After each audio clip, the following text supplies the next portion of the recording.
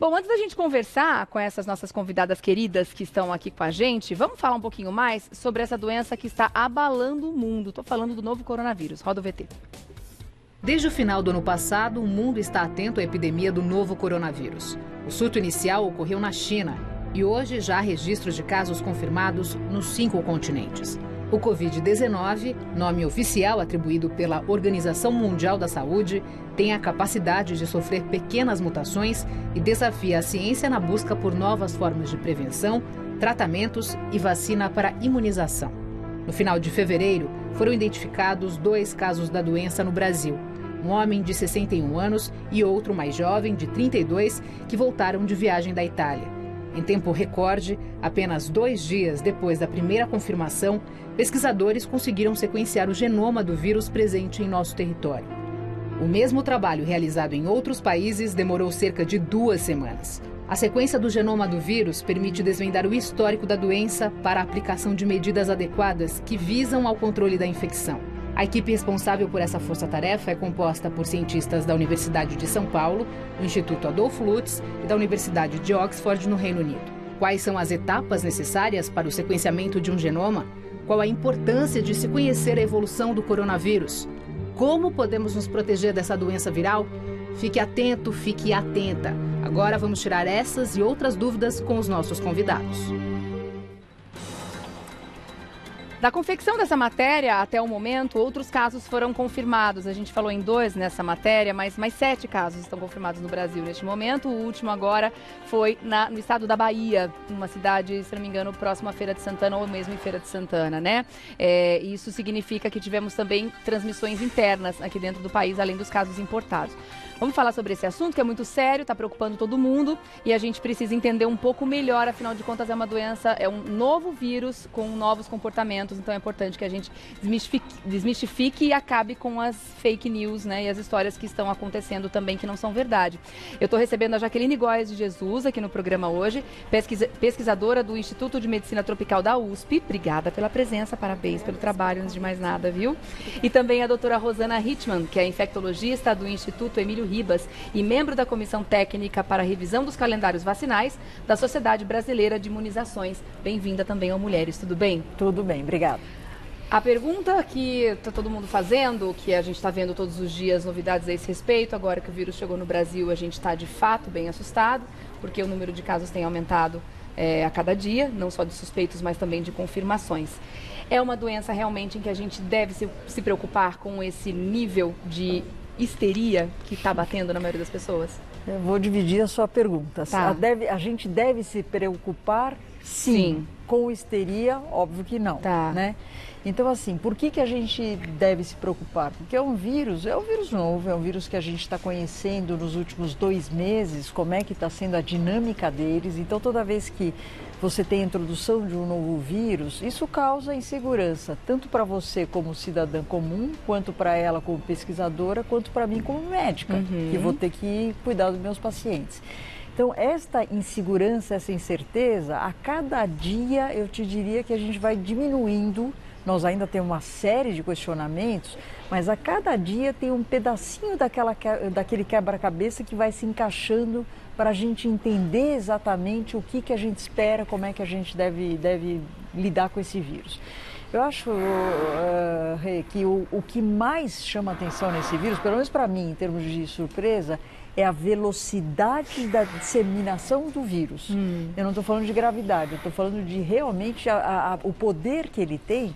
E ele é um vírus interessante para causar epidemias e pandemias.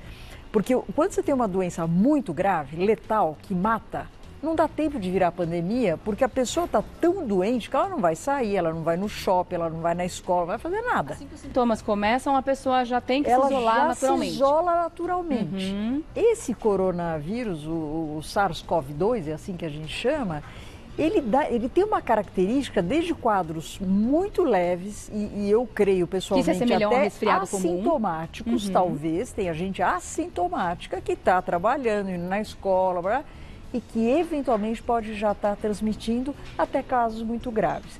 Então ele tem características potenciais para virar um vírus pandêmico. Você entendeu o raciocínio? Sim, com toda certeza. A gente pode dizer que ele tem características muito diferentes dos outros coronavírus que já circularam pelo mundo? Não.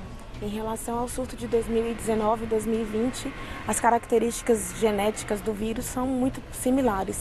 A gente tem algumas mutações que acontecem normalmente, porque vírus de modo geral eles mutam, e principalmente o vírus de RNA, mas eles não podem ser considerados vírus completamente diferentes. Tá. Continuam sendo coronavírus, porém com mutações específicas da sua própria transmissão. E isso tem diferenças entre a gravidade da manifestação da doença também. Ele pode ser um vírus mais leve na manifestação no humano e mais grave, é isso? Sim, ele pode ter manifestações diferentes, mas isso ainda não está comprovado específico para essas mutações que foram encontradas no momento. Normalmente a gente só consegue associar a patogênese do vírus relacionada às mutações quando a gente faz realmente o estudo mais aprofundado dessas mutações num estudo in vitro ou a parte clínica também. É tudo muito novo, como a doutora falou, a gente ainda não consegue fazer essa associação, porque até os estudos relacionados não teriam tido tempo suficiente para testar todas as mutações e dizer se elas estão causando ou não mais patogênese relacionada. Mas mesmo assim, ponto para vocês, né? Obrigada. Mesmo assim, vocês conseguiram bater um recorde, afinal de contas, mesmo com esse pouco tempo da disseminação da doença, sendo um vírus novo e bem desconhecido ainda, aqui no Brasil, tanto você quanto a Esther, né, que acredito que foi a sua companheira de pesquisa, vocês conseguiram, me ajuda no termo correto, sequenciar o genoma do vírus. Exato. E qual a importância dessa descoberta aqui no Brasil? Bom, imagina que todos nós temos um código genético que é responsável pelas nossas características, tanto de aparência, que é o que a gente chama de característica fenotípica, quanto das enzimas que estão presentes no nosso organismo e todo o nosso metabolismo. Tá. Os vírus também possuem isso. Existem vírus de RNA e vírus de DNA. O vírus coronavírus é um vírus de RNA, ele tem uma fita simples. E é naquele material genético que consta toda a informação necessária para a construção da partícula viral e para a atividade daquele vírus. Tá. Então, uma vez que a gente conhece essa informação, a gente também vai entender como esse vírus está se transmitindo, qual é a origem, a introdução nas populações, como a gente acabou de descobrir aqui no Brasil.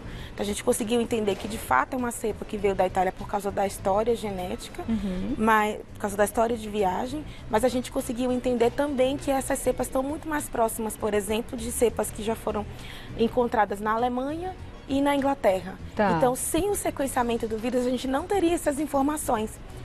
Imaginaríamos apenas que é um vírus que veio da Itália e que poderia circular no Brasil, como já está acontecendo.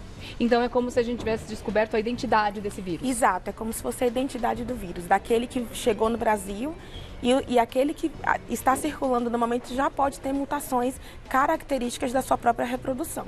Então, cada vez que ele muda de lugar, muda de ambiente, temperatura, condições diferentes, ele ganha novas características e ganha uma nova identidade. Então, o vírus que pode circular dentro do Brasil, ele provavelmente vai ser diferente dos vírus que estão circulando ao redor do mundo. Sim, mas continuam sendo coronavírus. Isso fica mais difícil de tratar depois? Por exemplo, a gente consegue desenvolver uma vacina, já está se falando em teste, se Deus quiser, em pouco tempo teremos uma, né? Vamos falar sobre isso logo mais.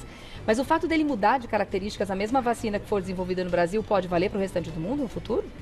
Sim, são duas coisas diferentes, né? Eu vou usar os meus termos, você que é cientista, mas assim, é como se fosse um teste de paternidade. Tá. Então você vê do vírus, afinal, qual é a origem dele? A origem como se Quem é o pai da criança? Realmente um teste de paternidade, tá? Agora, do ponto de vista clínico, do ponto de vista médica, para mim é diferente eu tratar alguém que, sei lá, eventualmente chega da China com um coronavírus que não geneticamente é o mesmo que veio da Itália. Do ponto de vista clínico não muda nada, do ponto de vista de sintomas, muito provavelmente não muda nada. Então, tudo que a gente está aprendendo dos relatos nos 2 últimos meses, da China, da Europa, está valendo. E a mesma forma para as vacinas, né? A gente sabe, os vírus, como ela falou, os vírus eles têm essa capacidade de pequenas mutações e eventualmente de grandes mutações. Então a gente só tem realmente grandes surpresas e novas epidemias, e daí eu me reporto ao vírus da gripe, o vírus influenza, que a gente vê que todo ano o vírus da gripe ele muda um pouco, por isso que a gente tem que tomar vacina todo ano contra o vírus da gripe, porque ele tem pequenas modificações. A hora que ele tem grandes modificações, como foi a pandemia, aquela de 2009, que foi a gripe suína, aquilo é o mesmo vírus, só que ele sofreu uma grande mutação, entendeu? Tá. Então isso, em termos de vacina, você não precisa desenvolver uma vacina para cada local, você vai desenvolver uma vacina contra o coronavírus, tem muita coisa em comum entre os vírus, por serem da mesma família, tudo, e é isso que a gente, pelo menos, espera que a gente tenha. Já que todos os casos têm que ser estudados, os casos descobertos no Brasil, vocês precisam sequenciar os vírus de todos os casos? Porque os 2 primeiros que vieram da Itália já foram estudados. Um terceiro já está em análise, né? Isso. A gente não precisa estudar todos os casos do Brasil. Mas como a gente só teve o sequenciamento ou o estudo genético desses 2 primeiros casos, e eles são considerados casos importados, ou seja, casos que foram de indivíduos que se infectaram em outro local, que foi a Itália, e vieram para o Brasil e tiveram seu diagnóstico completo aqui no Brasil. Isso a gente chama de caso importado porque a circulação ainda não estava acontecendo no território brasileiro. Então a gente tem informações dessas cepas que estavam circulando na Itália e que vieram para o Brasil. Tá. O que a gente precisa estudar agora é a história genética desses vírus que começaram agora a circular no Brasil, que foi como você bem falou no início, são casos que já estão sendo transmitidos no Brasil, que a gente chama de transmissão autóctone, que é aquela que acontece no território. Então, esses primeiros casos que estão acontecendo considerados autóctonos, a gente precisa de fato estudar. Tá. Mas a gente não precisa estudar todos os casos ver do se ele Brasil. já mudou também. Exato. Na infecção aqui É sempre interna. bom a gente ter uma amostragem de diversos locais, até porque existem diferenças entre os locais.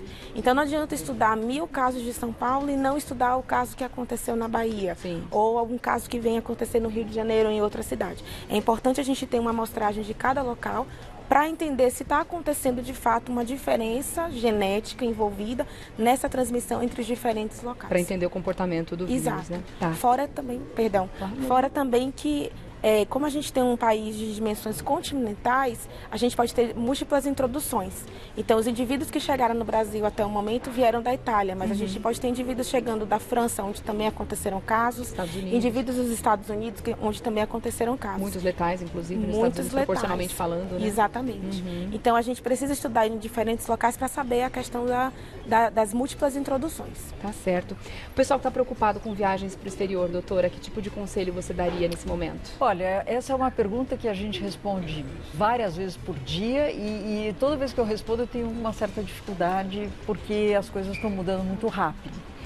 Então eu te diria o seguinte, não só eu, como as autoridades, o próprio Centro de Controle de Doenças dos Estados Unidos, eles falam o seguinte, se você puder evitar viagens para países com alta transmissão viral, e daí eles colocam 4 países nessa lista de alto risco, basicamente a China, óbvio, a Itália nesse momento, o Irã e a Coreia do Sul. Se você for para um desses 4 vírus, qualquer pessoa deve evitar. Primeiro, para os países onde tem menos circulação viral, ou um número menor de casos, em especial, eles falam, se você tiver alguma doença de base, então você é um diabético, é um hipertenso, é uma pessoa que tem doença no coração, ou tem aquela faixa etária de maior risco, que daí eu estou falando acima de 60, mas em especial 70, 80 anos. Que é onde foi observada a maior letalidade dos casos, você deve também evitar a viagem. Se você for um indivíduo jovem, não necessariamente jovem, mas se você for saudável, tiver com o seu sistema imune, em teoria, ok, você não precisa ficar cancelando todo tipo de viagem para os outros locais. Então, eles estão caracterizando pelo risco do local. Então, quem for viajar agora e quiser saber, olha, eu estou indo para a Holanda, quantos casos tem na Holanda, como é que está a transmissão? Está tendo transmissão local ou não? Isso tem vários sites onde você pode ver o seu destino e ver como é que está a situação local. Mas assim, o mais importante, mas disparado o mais importante, é você ter o cuidado, colocar em prática as normas básicas de higiene pessoal, no sentido de higiene das mãos, no sentido de evitar aquela história toda de... uma das coisas que é meio óbvio, mas é bom a gente sempre insistir, se alguém está com viagem marcada e está doente, este sim é bom que não vá. Claro. Porque ele vai colocar em risco outras tantas pessoas. Então, Agora, você falou da questão dos hábitos e comportamentos, são coisas que muitas vezes culturais que a gente vai precisar lutar contra, né? Para que a gente não se exponha e não exponha outras pessoas ao risco também. A gente está vendo, inclusive, propaganda agora do governo do estado, fazendo já campanhas a respeito de como a gente deve higienizar as mãos, de como a gente deve se comportar e também dessas mudanças que precisam ser feitas. Eu queria que vocês falassem sobre transportes públicos, como a gente deve se portar, trens, ônibus, metrô e essas coisas a gente é muito caloroso, o brasileiro chega, dá 2, 3, um beijinho, a gente se abraça, a gente se cumprimenta. A partir de agora, a gente vai precisar tomar mais cuidado com esses comportamentos? Olha, Regiane, eu te diria o seguinte, nós estamos falando de coronavírus, mas é muito mais comum neste momento no nosso país aqui, vírus da gripe, influenza, que é um vírus respiratório que se transmite praticamente da mesma maneira que o coronavírus, tá certo?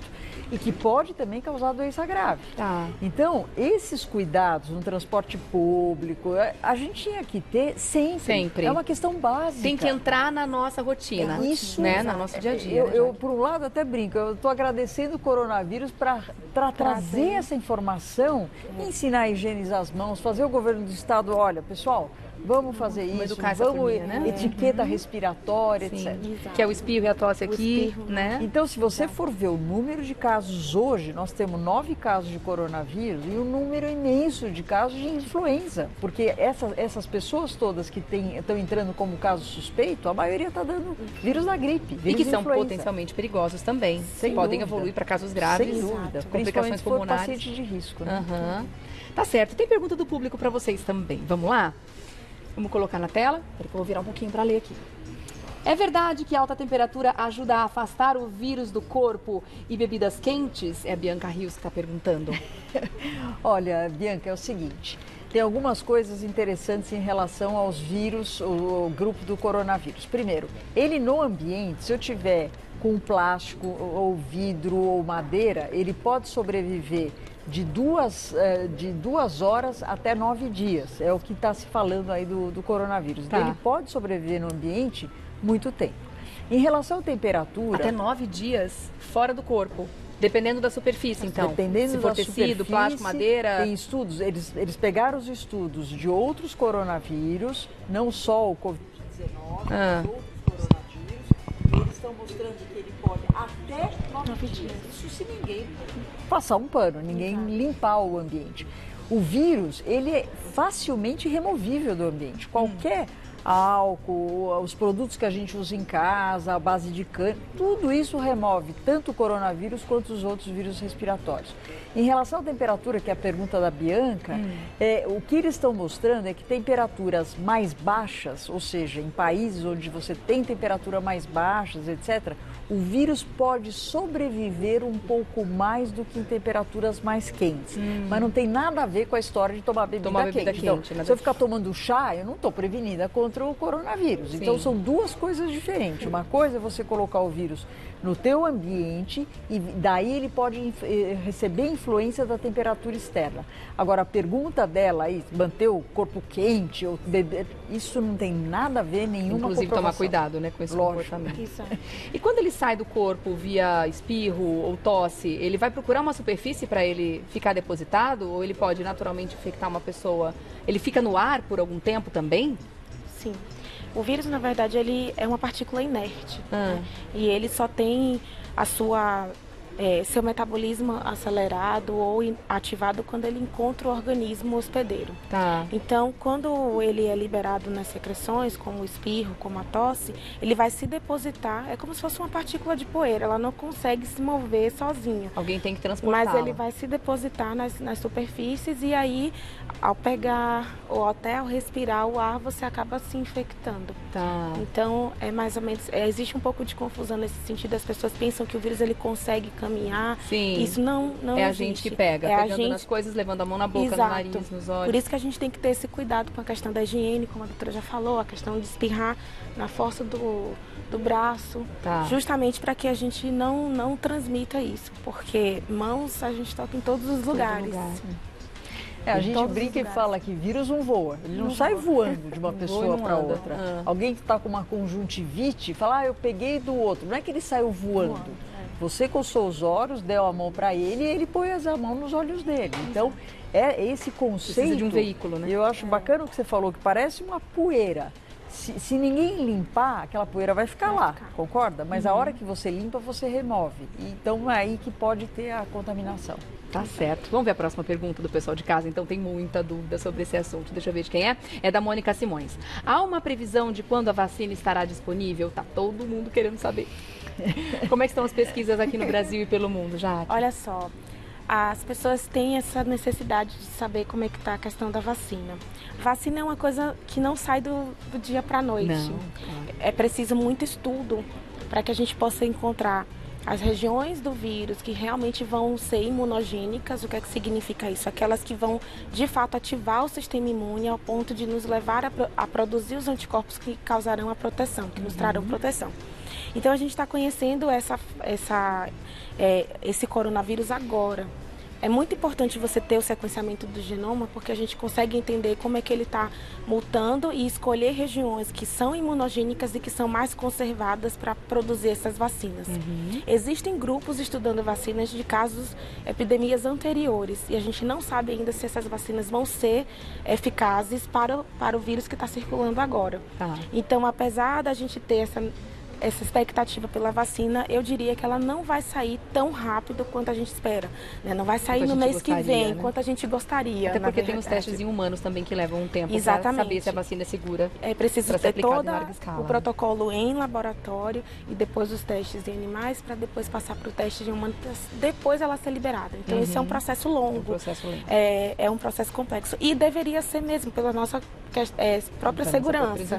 Com certeza. A gente não pode importante saber qual é o animal que originou, de onde veio, para conseguir um potencial antídoto, para saber como é que ele se comporta sendo hospedeiro daquele vírus, porque se especula que é como se fosse um tatuzinho lá da região da China. É importante descobrir de onde veio esse vírus? Então, é importante a gente saber, para a gente ter noção da origem e do caminho que esse vírus percorreu até se espalhar e ter esse estabelecimento na espécie humana. Isso é importante.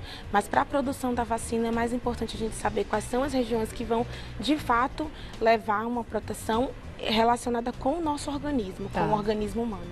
Tá certo. Vamos ver a próxima pergunta, então? Sim. Tem mais gente com dúvida. Agora é a vez da Luciane. Deixa eu ver onde é que está a pergunta dela. Luciane Rosa, isso? Luciene, perdão.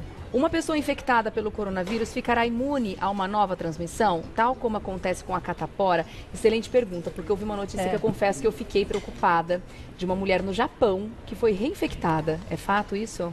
Então, Luciene, assim, para a maioria das doenças infecciosas, principalmente virais, a gente tem uma vez que fica imune, em geral, para o resto da vida.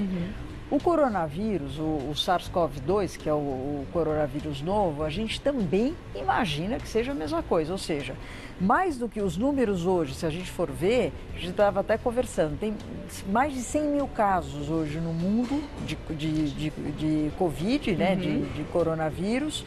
Tem 3.500 mortes, só que tem 56 mil pessoas curadas, que já tiveram coronavírus, já estão com anticorpos e muito provavelmente não terão de novo esses anticorpos. Este caso, eu não sei se você quer complementar, mas este caso, primeiro que eu li na imprensa leiga, eu não vi nenhuma publicação sobre isso. Nós médicos somos meio chatos com isso. Assim, se realmente mostrarem, provarem para nós que ela de fato teve 2 infecções consecutivas e não é eventualmente o mesmo quadro, ou seja, eu acho, Regiane, que faltam dados para a gente poder falar que essa pessoa teve 2 vezes esse vírus. Afinal de contas, isso pode gerar um pânico também, né? Lógico, eu prefiro muito mais acreditar no mais óbvio para nós, que seria, uma vez que você teve esse vírus, você desenvolve anticorpos e você fica por um bom período protegido. Sim. Ou ele também vai ser como um influenza que a gente precisa todos os anos se preocupar com uma nova manifestação, porque todos os anos a gente precisa fazer vacinação de gripe, né? E todos os anos a gente recebe doses de diferentes formas de como o vírus ele se modificou. Isso. Então, a vacina da gripe, só um detalhe sobre a questão anterior, quando teremos vacina disponível? Corona não, mas gripe agora, Exato. em 1, 2 Vai ser semanas. antecipado o calendário? Tá, Provavelmente. Pelo menos o Ministério da Saúde prometeu, começa agora no final de março. Temos vacina disponível, temos uma vacina segura, temos ampliação da população-alvo esse ano. Então, já nos basta toda a nossa incerteza e insegurança com o coronavírus. Então, eu acho que este ano é um ano super especial e importante para a vacinação da gripe. Sim. Mesmo porque, Regiane, dos 3 tipos que estão, os 3 vírus que pertencem, que estão dentro da vacina 2020, são todos diferentes da vacina do ano passado. Tá. Então, é uma renovação completa desta vacina. Então, este ano eu estou mudando um pouco de vírus, mas eu acho que é muito importante a gente falar disso, inclusive para prevenir excesso de hospitalizações, excesso de ida a pronto-socorro. Acho que tudo isso é extremamente importante para a gente fazer a prevenção. Então, a vacina da gripe, ela protege no máximo até 1 ano. Eu te diria que, infelizmente, é bem menos do que isso, inclusive. Mas ela me protege durante a temporada da circulação do vírus. O coronavírus nós não sabemos, né, Jaque? Não sei como é que vai ser esse vírus. Se ela vai precisar ter ajustes por causa de mutações, quanto tempo vai ser a proteção, isso ainda é cedo para a gente falar. Muito cedo para falar. Tem mais pergunta, vamos colocar na tela? É a vez da participação agora da Terezinha Neves. Tive contato com 2 amigos que voltaram da Europa. O que devo fazer?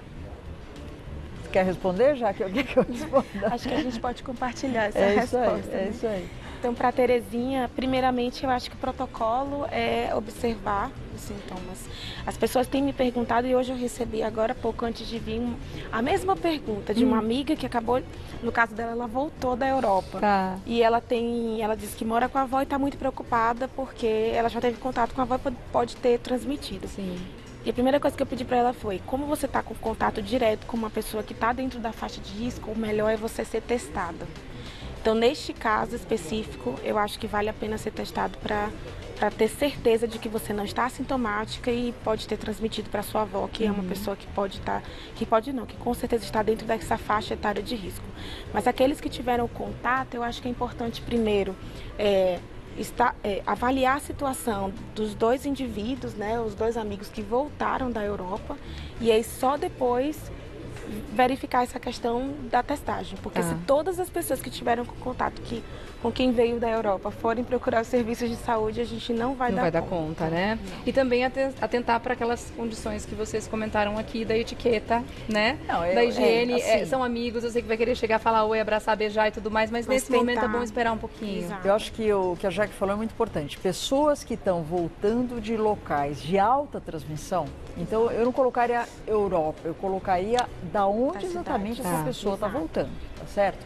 Se ela de o perigo hoje é a Itália, dentro da Europa. Na Europa, também, olha, o número de casos a gente está vendo na Itália, Alemanha também está, cada dia a gente está vendo mais casos. A Espanha, a gente está vendo mais casos, a Espanha.